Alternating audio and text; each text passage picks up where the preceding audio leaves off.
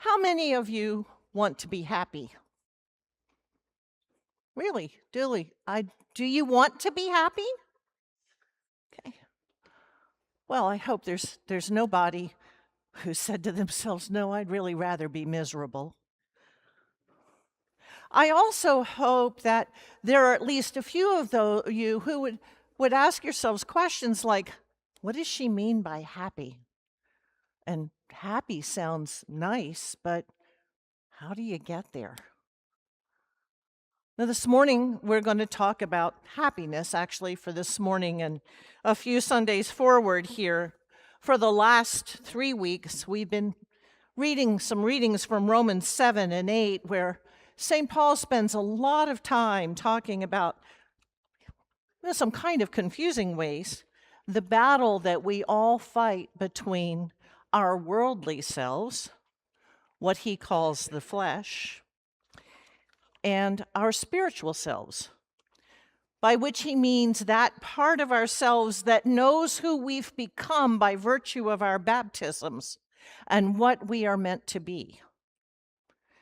There is no separation. There is no spiritual self up here and some fleshly self down here. The two are always united in St. Paul's thought. They are always united in Scripture and in the biblical thought. What he is trying to explain to us is that we have an attitude towards life that is either focused on the pleasures of this life and this world, or we have an attitude toward life that draws us to something larger and bigger and better than we are right now. Now, in St. Paul's writing, there's an awful lot of Jewish understanding of what it means to be human. Remember, I've said this over and over. To be human is to be body and soul. The two don't get to be separated and be fully human. Everything you are is those two things together. There's also a lot of Greco-Roman philosophy in what St. Paul writes in these 2 chapters, and he wrote it for an audience that would be able to understand how he was weaving the two things together. And for us, it's a lot harder. How many of you are specialists in Greco-Roman philosophy? And we generally have a really hard time seeing the path he's trying to lay out for us. But St. Paul is trying to show us and the Romans the true path to happiness. Now, Father Fred and I have been talking a lot for the last month about how we might try and make St. Paul's sayings on this, his teaching on this, real in a series of sermons. And so we're coming to it rather late because we've been talking about how to do it. But then we listened to an interview with someone named Arthur Brooks. And Brooks writes on the meaning of happiness and the meaning of life. And believe it or not, he has a full classroom trying to teach Harvard students how to be happy because most of them don't have a clue. Brooks is Catholic, and he helped us to crystallize what we wanted to say. And so with thanks to Arthur Brooks and St. Paul, and above all, the grace of God, here we go. Now, we're not going to spend our time talking metaphysics and philosophy because as interesting as that is, I think that this is such an important issue that we're going to talk simply about what it means to be happy and how Christians go about being happy. What does it mean to turn from the flesh, as St. Paul says, to the Spirit? And what must we do to do that?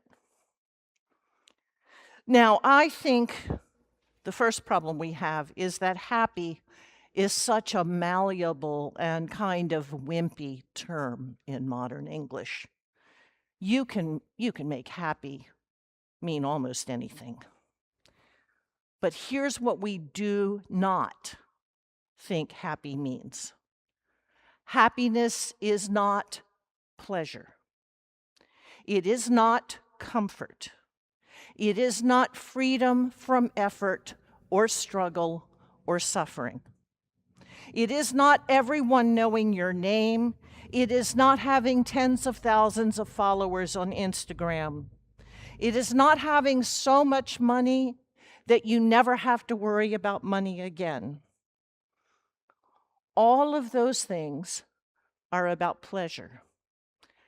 And the pursuit of pleasure as your life's goal, more often than not, leads to rehab.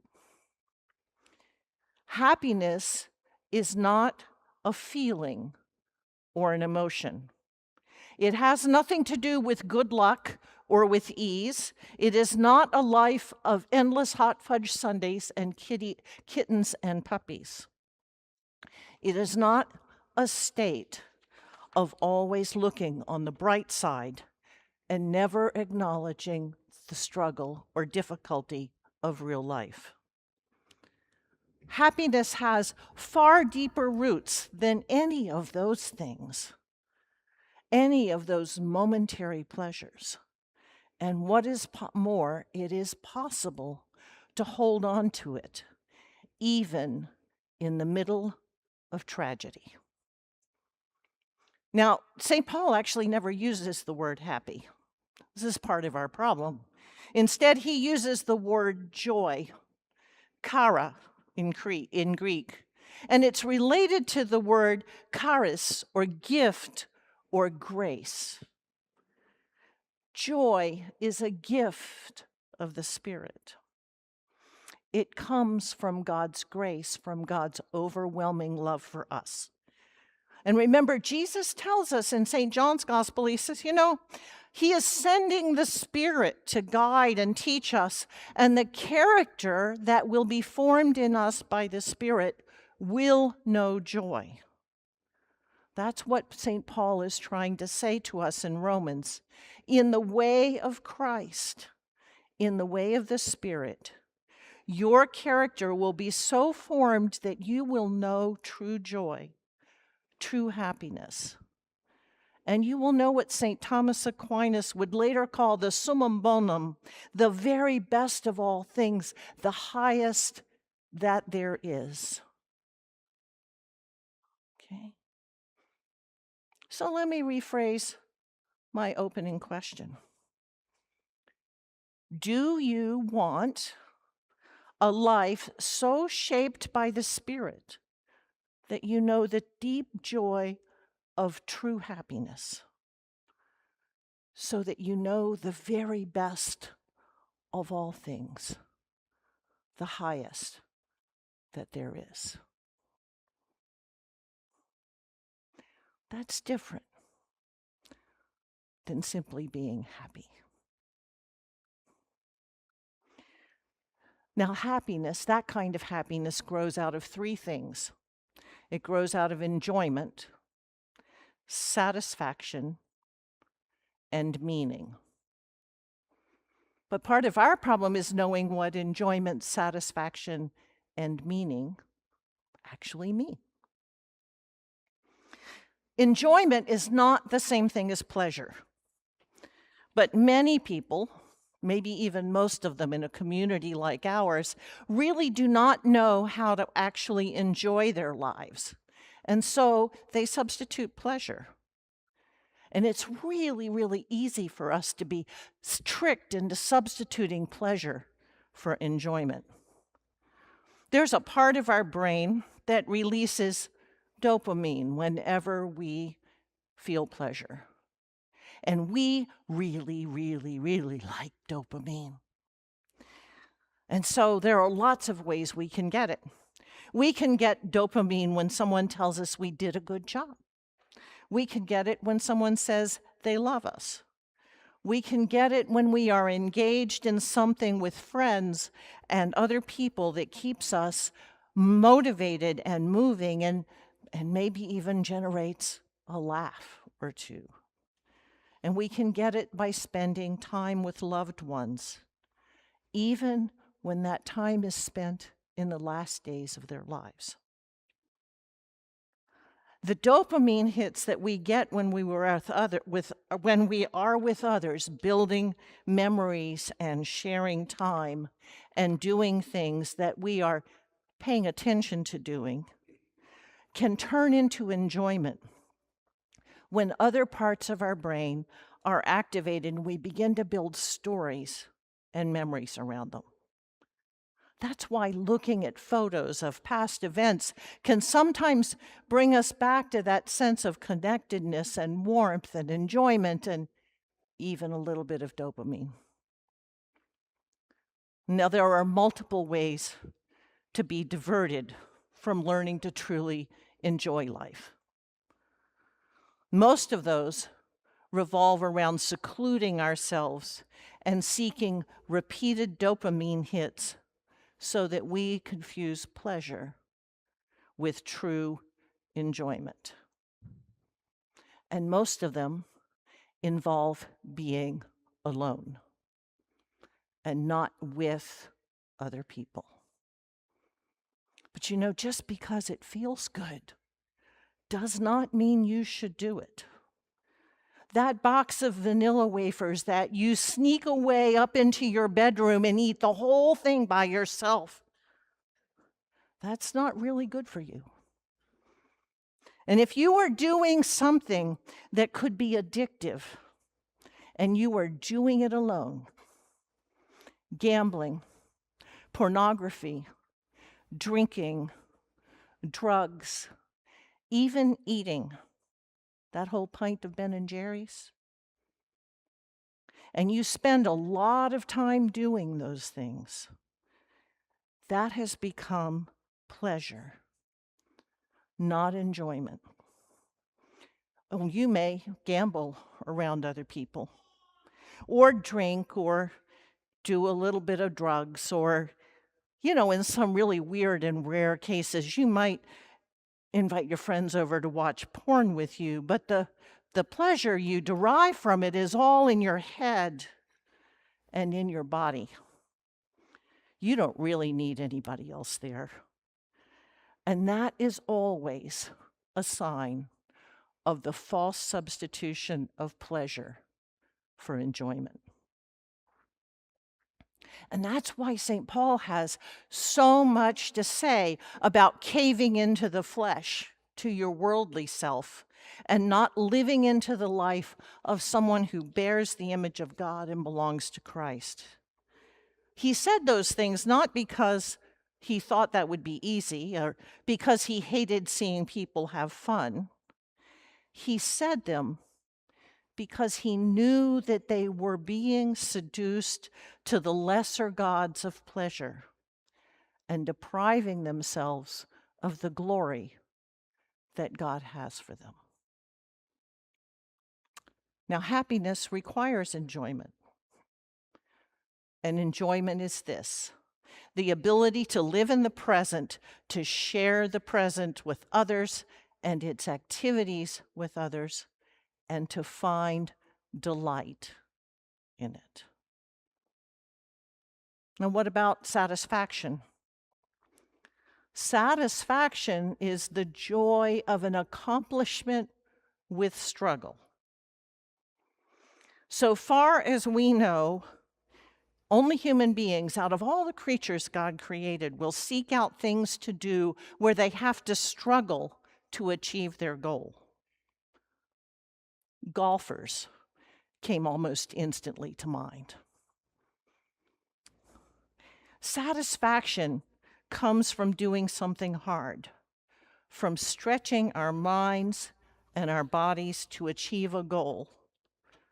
Now, if you're in college, and some of you are or are about to be, and you're using AI to write your papers and take your exams, the A's you receive are not going to mean nearly as much to you as that B that you managed to scrape out of statistics when you had to do the work the old-fashioned way.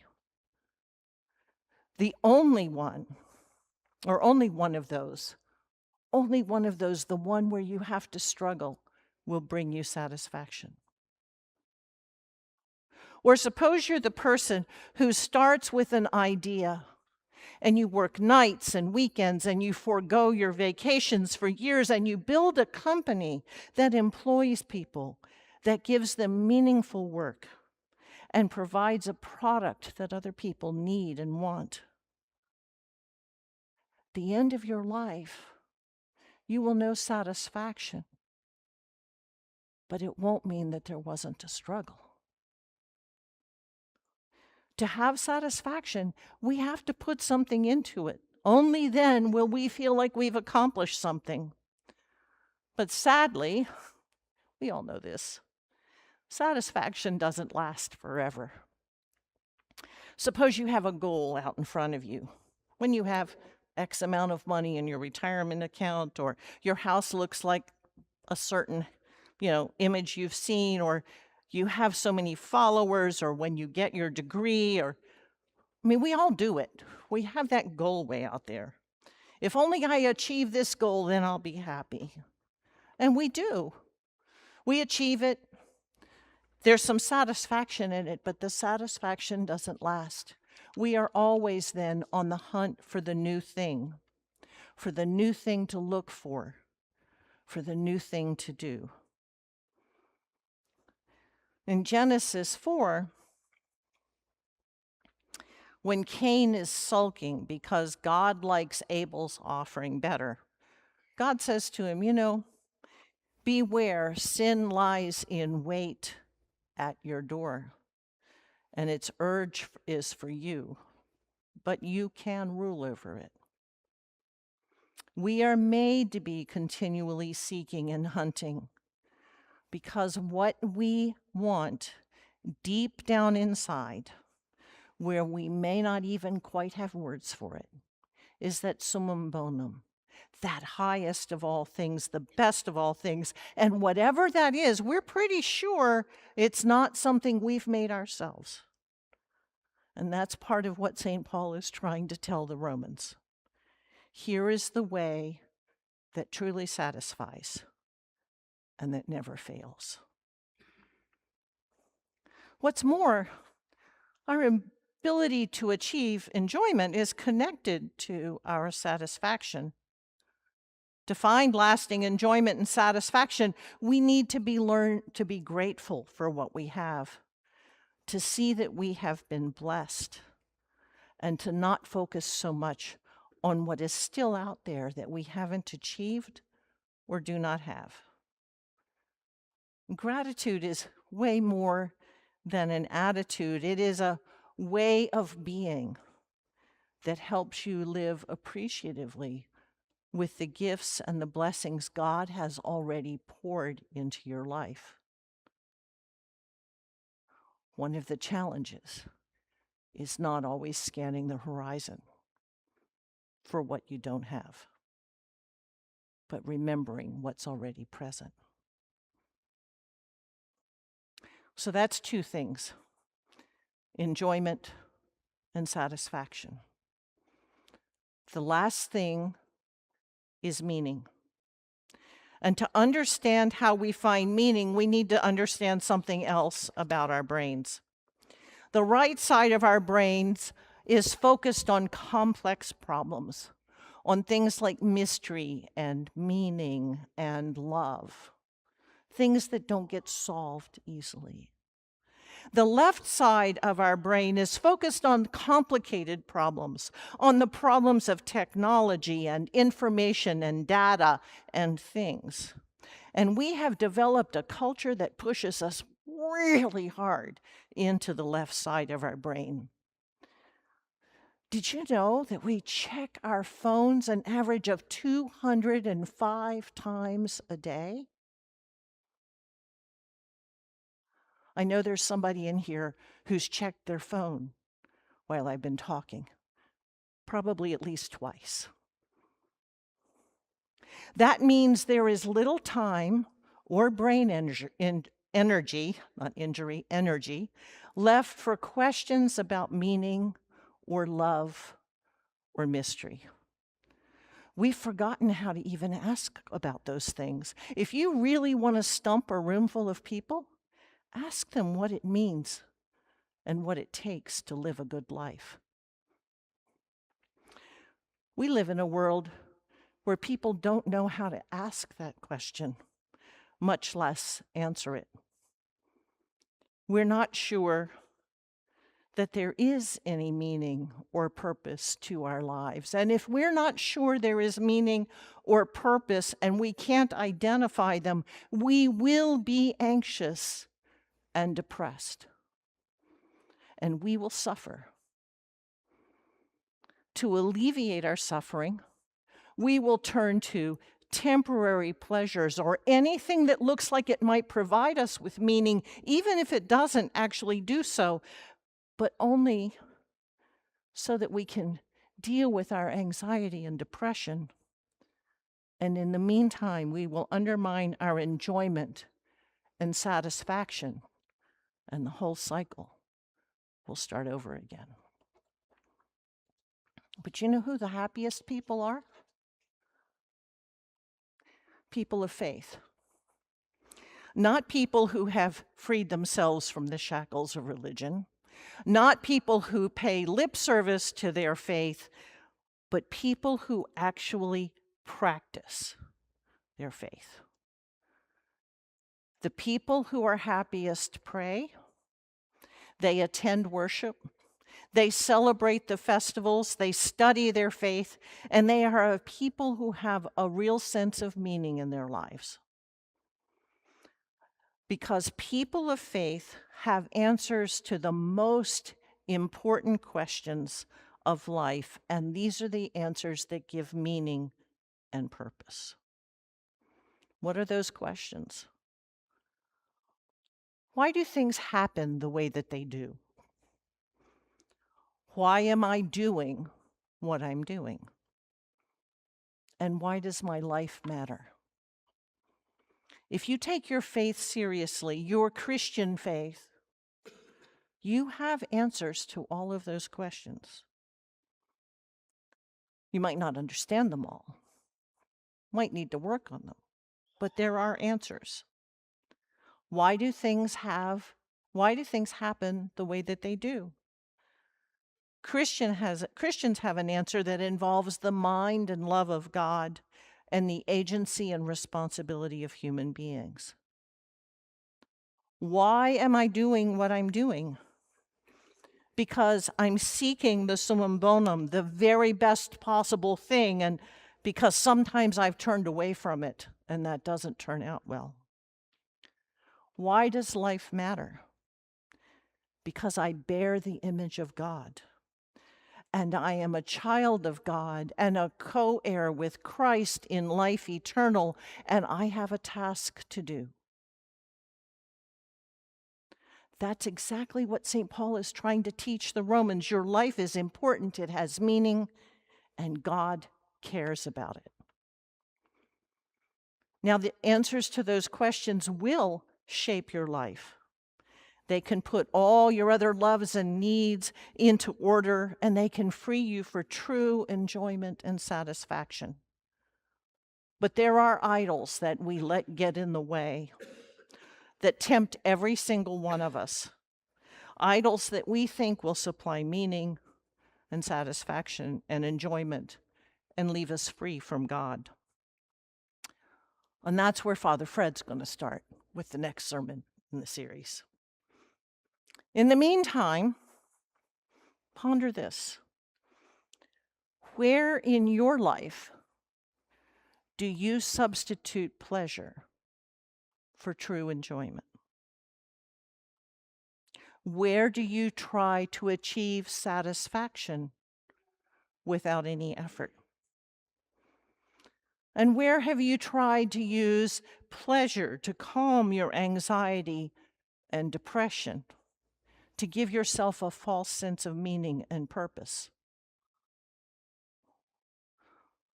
As Dr. Phil would say, and how has that worked out for you? Happiness is a charism, a gift or grace from God.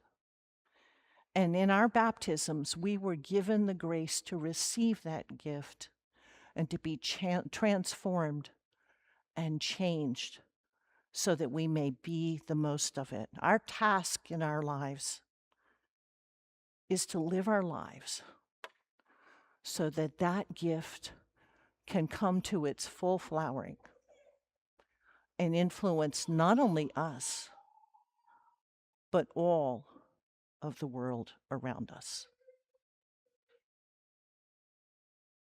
Amen.